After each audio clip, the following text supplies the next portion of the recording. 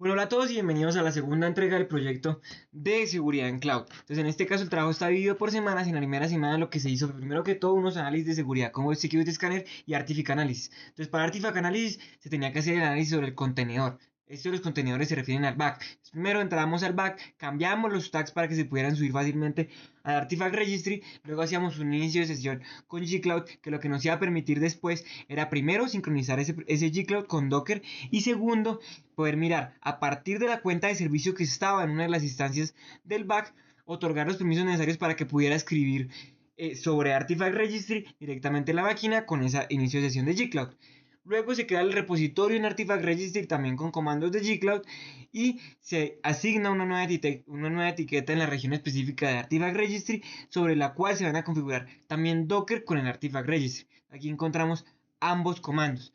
Luego tenemos que subir ese contenedor de Docker a Artifact Registry y una vez está subido, pues desde la misma consola se pueden ejecutar comandos para realizar el análisis de vulnerabilidades. Pero ¿cómo se ve ese análisis de vulnerabilidades? Ese análisis de vulnerabilidades se ve como se ve en pantalla. Entonces tenemos una serie de vulnerabilidades de distintos tipos que van tagueadas de acuerdo a un nombre ya especificado. Y finalmente, pues pasamos a la segunda etapa que era revisar el análisis de la aplicación web. Para la aplicación web se tenía que utilizar Web Security Scanner y para eso teníamos que utilizar ciertos comandos de G-Cloud directamente sobre la shell de G-Cloud.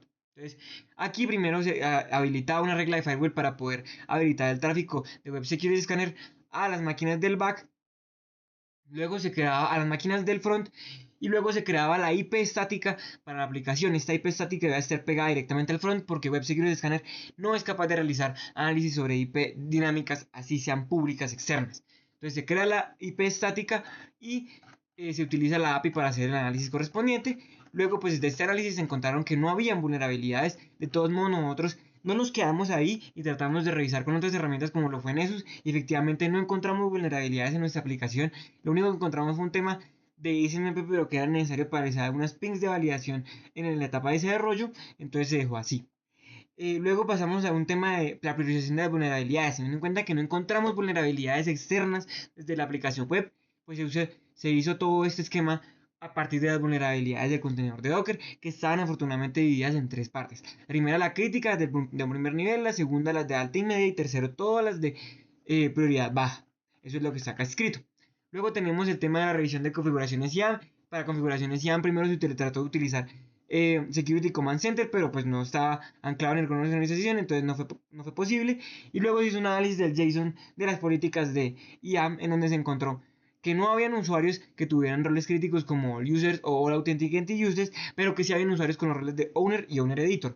El owner pues era la persona que había creado el proyecto y los roles de editor lo tenían cada uno de los miembros del equipo, que les permitían interactuar con todos los elementos del proyecto. Sin embargo, pues se hizo el cambio de los roles de acuerdo como lo pedía el enunciado y ahora se manejaban roles de desarrollador backend solo para interactuar con las máquinas de DevOps, para interactuar únicamente con el Artifact Registry y con las cuentas de servicio y finalmente un rol señuelo de analista de logs. De todos modos se listaron todos los demás roles que se encontraban dentro del proyecto y que se iban a ido generando en cada una de las etapas y luego venimos con la parte de los balancing y controles de red.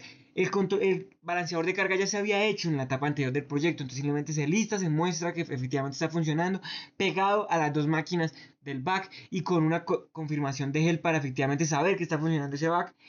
Y respecto a los controles de red, tenemos primero una creación de reglas de firewall distintas a las que vienen por defecto. Entonces, esto se venía realizando a la medida que se iba realizando el proyecto. Entonces, simplemente se listan esas reglas de firewall que estaban presentes en ese proyecto.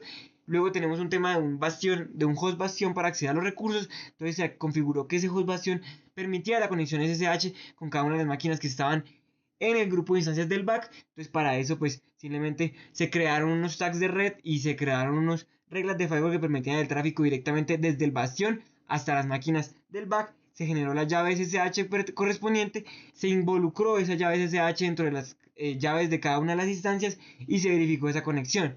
Luego tenemos un tema de cifrado del tráfico. Para eso se utilizó TLS-SSL, se implementó HTTPS sobre la aplicación en el frontend y para esto lo que se hizo fue habilitar el servicio de Nginx y sobre Nginx se crearon los certificados con la herramienta Cerbot. pero sobre dónde funcionaban esos certificados se hizo necesario comprar un dominio público que es tricarro.info y sobre este dominio público se ancló la máquina del front. Sobre esa máquina del front, pues con el servicio de Enix se pegaron las tres cosas: certificado digital, eh, funcionamiento del front y el dominio que se había comprado recientemente. Efectivamente se muestra que está funcionando y tenemos la comunicación segura y cifrada con RSA y con los protocolos de TLS y SSL. Luego tenemos el tema de utilizar el tema de Private Google Access, y eso se realizó con una conexión de este servicio con la subred default con la que estábamos trabajando todas las máquinas del proyecto. Simplemente se hace esa conexión, se establece que hay un destino que es la máquina en la que se encuentran los servicios de Google, que es esta que está acá, y se hacen unas pruebas de conexión. Bueno, para esta parte se mostrarán las actividades de la semana número 2.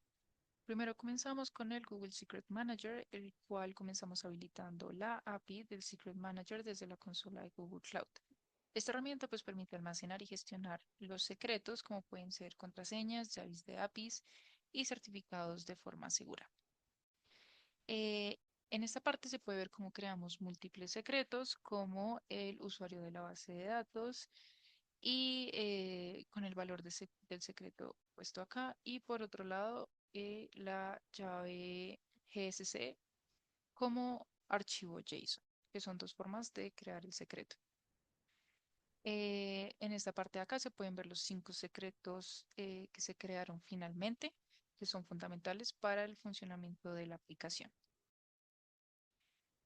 Luego habilitamos el versionado de secretos, lo cual es una buena práctica de seguridad para permitir mantener un historial de versiones, de forma que si se llega a cometer un error o necesitamos revertir un cambio, se pueda restaurar fácilmente a la versión anterior. En esta imagen se puede ver que el secreto de la contraseña de la base de datos tiene múltiples versiones y una de esas fue marcada como destruida. Por otra parte, los roles y permisos. Asignamos roles en IAM para controlar quién puede acceder a qué secretos. Por ejemplo, a la cuenta de servicio del Computer Engine se le otorgó el rol de usuario con acceso a secretos del Secret Manager. Acá se puede ver cómo correctamente podemos acceder a los secretos.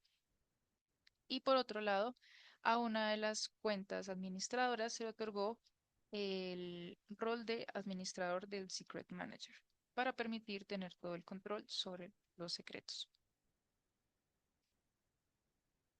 Listo.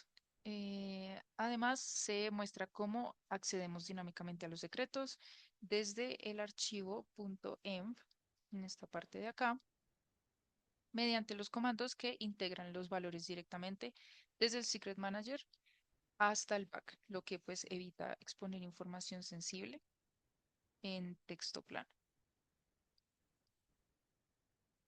Listo, vamos a pasar a la rotación de claves. Este es otro aspecto crítico que configuramos, lo cual va a hacer que se roten cada 90 días acá. Pero para esto primero se tuvo que crear una cuenta de servicio especial pues para el Secret Manager. Y se le otorgó el rol de Publisher sobre el tema Secrets Rotation. Y esto asegura que al rotarse un secreto se genera una notificación automática, como se puede ver aquí. Aquí está la rotación de 90 días con la notificación del Secret Rotations y aquí se puede ver cómo se ve al final un ejemplo cada 90 días.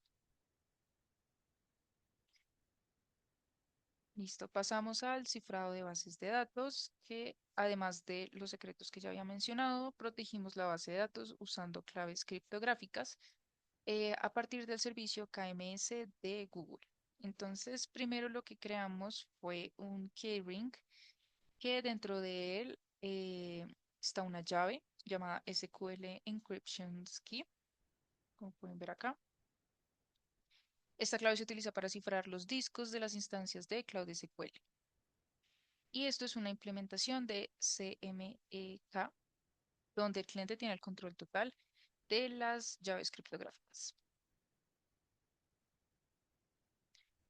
Asimismo, para este proceso es necesario crear una cuenta de servicio específica para el SQL admin y se le da acceso como CryptoKey Encrypted Anticryptor, como se puede ver acá. Listo.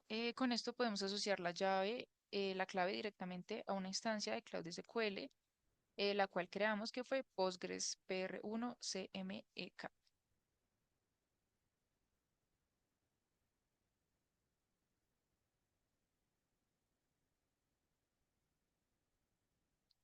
Listo. Y finalmente aquí se puede ver la validación que correctamente se está usando el CMK para esta instancia de SQL.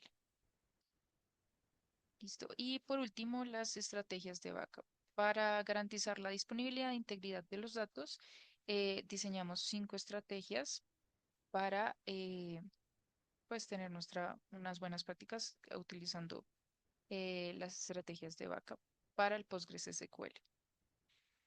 Entonces, primero son los backups automáticos diarios ejecutados a las 7 a.m.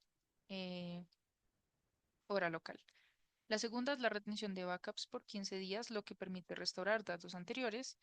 La tercera es recuperación en un punto en el tiempo mediante la retención de los logs de transacciones por 14 días. El cuarto es la redundancia geográfica. Esto es recomendado para aplicar respaldos en diferentes regiones. Y por último, el control de acceso y cifrado, asegurando que los backups siempre estén protegidos y solo accesibles por usuarios autorizados.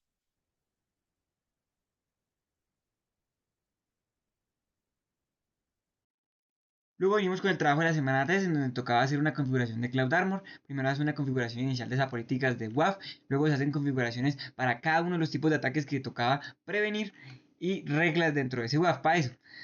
Luego viene la integración con el balanceador de carga. Entonces el balanceador de carga ya estaba creado, era simplemente integrarlo con el WAF. Aquí está descrito ese procedimiento y luego viene unas pruebas de simulación que se describe el procedimiento paso a paso de cómo realizarlas aquí en estos eh, apartados en bullet points.